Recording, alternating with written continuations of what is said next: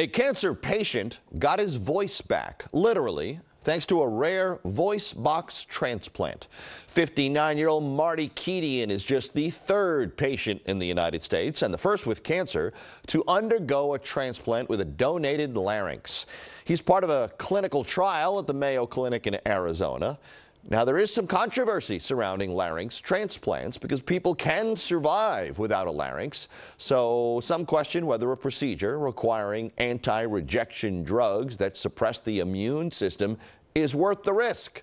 And Marty thinks it is. For the first time since the surgery, I can talk to my 82-year-old mother. My patients tell me, yeah, I may be alive, but I'm not really living. And so to me, if you look at it from that perspective, being able to give that gift back to somebody, to me, that really is a vital organ.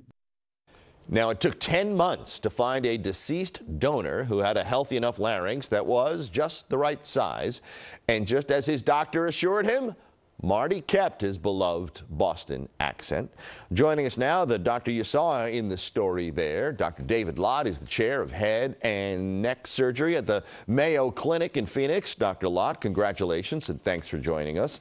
Let me ask you, doctor, walk us through the criteria that you used to determine Marty's eligibility, if you will, for this transplant, especially considering his previous kidney transplant and his slow-growing cancer. Sure, absolutely.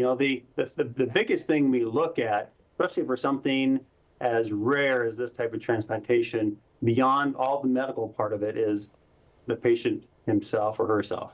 Is this somebody that's committed not only to their own rehabilitation and making sure they get better, but furthering this for other patients, and do they have the family support to go along with that? Mm-hmm. And that's exactly where Marty and Gina were looking, and they really wanted to make this better, not only for themselves, but for future and for other patients. And so that was really the biggest part. Okay, understood.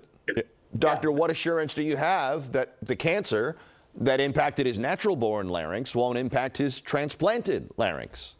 Yeah, that's another great question. That's always the biggest concern with transplanting in the setting of cancer. So the nice thing with Marty's cancer is it is a relatively benign cancer. Okay. So when we're looking to take that next big step into making this an available option for cancer patients, it was a nice first step because it was a relatively benign, slow-growing type of a cancer. All righty. In layman's terms, doctor, educate us, if you would, on the many challenges and complexities that are involved in this type of procedure. And how did your team overcome those obstacles during the surgery?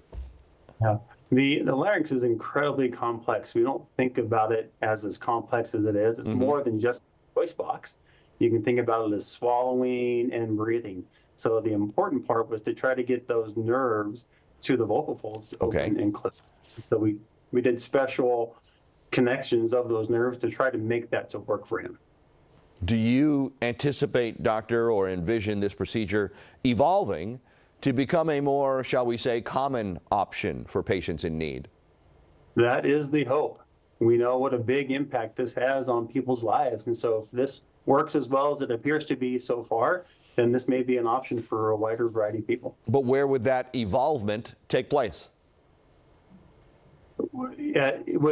First of all, within this clinical trial that we have started. Okay. So we want to make sure that we do this as safely and as effectively as we possibly can to make sure we truly understand the boundaries.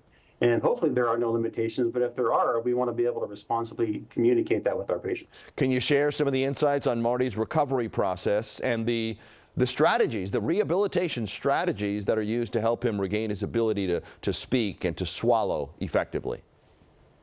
Marty's as amazing as we hoped he would be. So I just can't get over how well he's doing. At this point, he's still, only a few months out from this big surgery.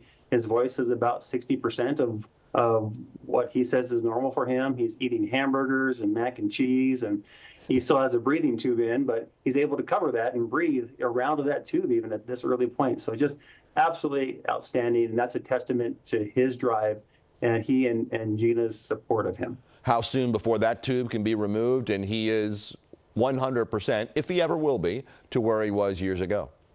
Yeah, thanks for putting that in there. That's the big question. We don't know, will he get to 100%? We sure hope so. Sure.